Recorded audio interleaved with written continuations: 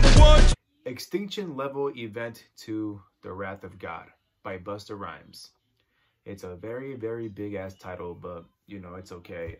So the prophecy has finally been fulfilled, and Busta Rhymes is holding nothing back. Like, dead ass, he went all fucking in. Also, I want to wish all of you a very happy Halloween. I know it's probably like 3 days late at this point. You know, I hope everybody had a really great October. Hope you all had a very safe Halloween and a great Halloween as well. I unfortunately wasn't really feeling it this year. I guess it just really isn't the year for me, unfortunately. But nevertheless, I hope you all did enjoy your Halloween. Hope you all stayed safe, and hopefully y'all didn't throw these big ass parties, because, you know, this year is not fucking worth it to get sick, y'all. Like, please. I hope you all stayed safe. So this project has been released nearly 22 years since the first Extinction level event project came out back in like 1998, I believe. And it was very clear that when that album came out, easily one of Busta Rhymes' best, if not the very best album that he's ever dropped. You know, it's been like very clear from that moment that a sequel was very, very well needed, and it's something that we all definitely wanted. And with our current world, you know, the way shit is going right now, and you know, with also, you know, nearly a decade of Busta Rhymes not dropping any projects. You know, I think the last project he dropped was back in like 2012, I believe. So it's been nearly a decade since we heard anything new from Busta Rhymes, and finally here we are in 2020, the day before Halloween. Brooklyn's most crazy MC has decided to finally come out of hiding. Now, I'm gonna be very honest with you all. I was kind of concerned about hearing a new project by Busta this year, and it's not because I think that he's getting old. You know, I actually don't believe that an artist should, you know, retire at a specific age. You know, I think, you know, if they're able to keep going as long as they can, you know, they definitely should. You know, I don't think they should like stop, you know, trying to rap or do what they love just because people think, oh, they're getting too old to rap or to sing. You know, I think that's bullshit. But the reason why I was a bit concerned and a bit worried is because, and I've actually talked about this in past videos before, you know, I have this mentor of mine, you know, the person that got me into all this like old school rap and shit, you know, and he told me that he actually went to go see a Busta Rhymes concert, like maybe back in like 2016, 2017, I don't really remember, but he went to go see a Busta Rhymes concert, and, you know, it was very sad for him to see, you know, Busta Rhymes, you know, rapping live at the age that he is now. And it's only because, I guess, you know, back then he kind of did a lot of like stupid shit to his body. You know, I think he was like on fucking steroids back when he was like super young. And so my mentor said that, you know, it definitely like, you know, bit him in the ass now at the certain age that he is, because, you know, he can't really rap the way he used to. Like, he can't really like keep up. And it was really sad for him to see, because it's obvious that Busta Rhymes isn't, you know, the same rapper that we all like knew and loved back in the 90s. But luckily for me, this album did teach me that once again, we should not underestimate the OGs from coming back to killing it in the rap game, because, you know, Busta Rhymes definitely did like go in on this album. Like he delivered his best work in a very long time, in my opinion. Now, this album was actually narrated entirely by Chris Rock, which I actually found to be very like fucking funny. You know, he showed up on the first track and he just started like just hyping Busta Rhymes up so much. Like, you can obviously tell that Busta Rhymes is probably one of, if not Chris Rock's favorite rapper of all time. Like, you know, he just fucking praises him. You know, he keeps saying shit like, you motherfuckers can't fuck with the god Busta Rhymes and all this shit. Like it was really funny to hear Chris Rock just go fucking ape shit throughout this whole album. It was really funny. Busta Rhymes is back to deliver an album that contains the same shock value and the same creepy rap atmospheres that we all got from the first installment back in the late 90s. Busta Rhymes' lyrical rage is back and better than ever, as he proves that he can once again still rock the mic, and also proves that there is no other MC just like Busta. Like, Busta Rhymes is definitely like a fucking outcast of the OGs, because, you know, he's just so weird. You know, he's so fucking like wacky and shit. You know, his fucking lyricism is the fucking best, and I definitely like that's definitely something that I miss. I do appreciate, the lyrical shit that we have now in modern day times. But, this shit right here is what a lot of people would consider to be real hip hop. Busta Rhymes' overall gritty attitude and wacky personality in general is back and is just as entertaining as ever as he takes shots and throws mad shade at the current world that we're at right now.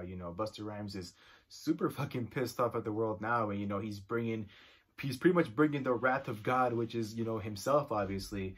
And he pretty much, he delivers this really great narrative that symbolizes, the current state of our world. We're living in very shitty situations, and Busta Rhymes, definitely sees it. And this is pretty much his way of saying, hey, if the rapture is coming, then I fucking welcome you all to it. The production value in this album is really fucking good. It includes many genres, besides rap. It just adds a lot of like diversity to this long awaited sequel. It has a little bit of like a jazz vibe to it, it has a bit of R&B, a tad bit of rock, not that much, but it's still there. It just, Busta Rhymes has always been really good at, just working with every genre besides rap, which I guess is kind of weird to say because he is considered a rapper, but, at this point in his career, I think people just consider him, just one of the greatest artists of all time. So like I said, Busta Rhymes is the main attraction throughout this whole album, especially for those that grew up on his music and, have been waiting very, very patiently for the day that he drops another project. And it's definitely, a really great, entertaining album for those who don't even know who Busta Rhymes is. I think this is the album that's going to make them become a Busta Rhymes fans, because they're gonna be like, holy shit, like this man is fucking crazy, but I like it. That's pretty much the kind of vibe that Busta always like has in his albums. And like I said, even though he is the main attraction, I do think that the guest list does do the album justice, because not only does Busta Rhymes collaborate with a lot of his past peers that he's done songs with before, in the span of his career, but he's also collaborated with a few of some really great modern MCs as well. Let's start off with my favorite track on the album, entitled Slow Flow, which includes a very surprising, never before heard posthumous verse by none other than Old Dirty Bastard himself. I was really surprised to see this feature with Old Dirty Bastard. He actually is my favorite member of the Wu-Tang Clan. He unfortunately did pass away back in 2004, but I actually really love his music. And I think the reason why I do love the song is because, just Busta and ODB just work so well together. They're both so wacky and crazy. They have like these like very like weird and unique voices. These two are the examples of what an outcast in hip hop looks like, because they don't really like, they don't do the traditional rap shit. They just do their own thing and just make all these like weird sounds and just these weird songs in general, and they just work so well. I'm glad that Busta Rhymes finally brought out this verse that ODB did a long time ago, because it just ended up being like an example of why a lot of people do love that old school hip hop. Another great example of that classic, boom bap hip hop style is the track Don't Go with Q-Tip, who is a part of the rap group of Tribe Called Quest. This song just, shows us that like really like classic, like really like slow flow sort of like track that we all really enjoyed back in that forgotten era of hip hop. Busta Rhymes has actually done a lot of tracks with the Tribe Called Quest, and I think, it was just a matter of time for them to, work together again. Q-Tip is a really great lyricist. He has that very unique voice that we all know and love. Busta Rhymes does, have a really like fast flow in general, but I really love that he does, slow it down a bit just so he can really like work with the style of the song. I think that's another reason why we all really do love Busta, is because, he can stick to like more than one flow. He'll do like this like really crazy like fast-paced flow, to show us that he is a fucking beast, and then he'll do this like very like slow flow to, show us that, he does really like know how to like work his words well, like just to like show us that really like great wordplay.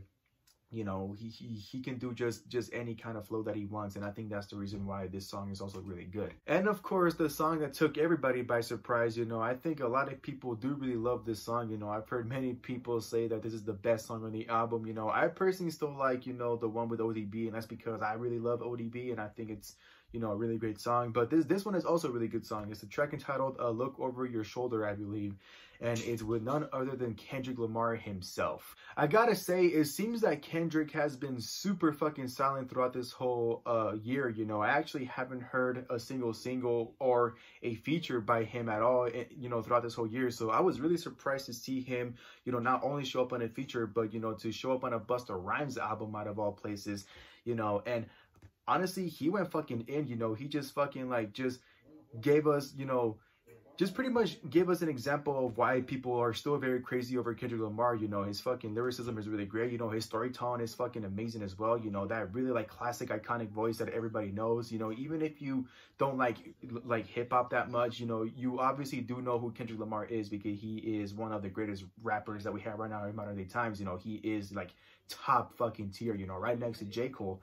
And, you know, I just really enjoyed, you know, this sort of like lyrical tag team match that him and Busta Rhymes had. You know, Busta Rhymes obviously is a really like well-respected rapper, and, you know, to hear him, you know, rap alongside someone like Kendrick Lamar, who is a very respected artist, you know, in modern day times right now, you know, it's just something that I think we all needed. You know, it's a great example of why, you know, the old school and the new school do, you know, work well together sometimes. You know, sometimes it doesn't work out that well, but it definitely did work out here. So yeah, this was also a very good track. You know, it's everybody's fucking favorite track on this album, and if you were to hear it, then I'm pretty sure you would also agree. There was honestly only one track on this album I didn't like, and it was a track entitled You with Anderson .Paak, which I got kind of sad about, because I actually do love Anderson .Paak. You know, I think anybody would be lucky to work with this man, you know, because he typically does work well with any artist that he does work with. But this song just ended up being this very obnoxious and stupid ass song, you know, very stupid lyrics, a very annoying ass hook. You know, I guess I just don't think that Busta and Anderson .Paak work well together because of the kind of artists that they are. You know, yes, they are both very fucking unique. You know, Anderson .Paak is yet another example of what an outcast, you know, fucking looks like, you know, because he typically works with, you know, a lot of genres, you know, not just, you know, rap and R&B. You know, he actually does do a lot of other shit, but I just don't think they work that well together. So yeah, yeah, that song was just very obnoxious. But besides that one track I didn't like, I do think that the rest of the album is really great. I think this is everything that we were all hoping for when you think about, you know, Busta Rhymes' comeback album after nearly a decade of not dropping any projects or new singles.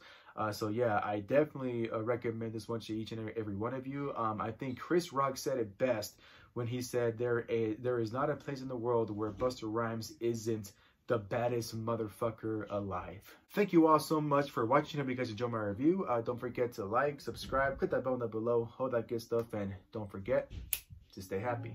Chic and cataclysmic, how I mastered the wicked division and spitting, nigga, pass what you wishing. The super surpassing your vision and whatever you thinking of cause. Bags are sicker to make them gag when